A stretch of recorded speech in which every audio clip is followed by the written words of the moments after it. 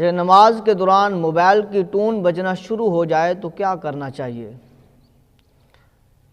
تو علماء اکرام سے اس مسئلے کے بارے میں پوچھا گیا تو آپ فرماتے ہیں کہ نماز کے دوران اگر موبائل کی ٹون بجنا شروع ہو جائے تو عمل قلیل موبائل کی ٹون بند کر دیں، یعنی جیب میں ایک ہاتھ ڈال کر موبائل کا بٹن دبا دیں جس سے ٹون بجنا بند ہو جائے۔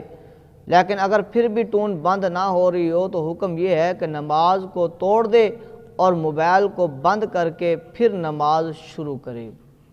نماز میں اگر موبائل بج رہا ہے تو عمل قلیل ایک ہی ہاتھ جیب میں ڈال کر اس کا بٹن جو ہے وہ دبا دیں، آف کر دیں۔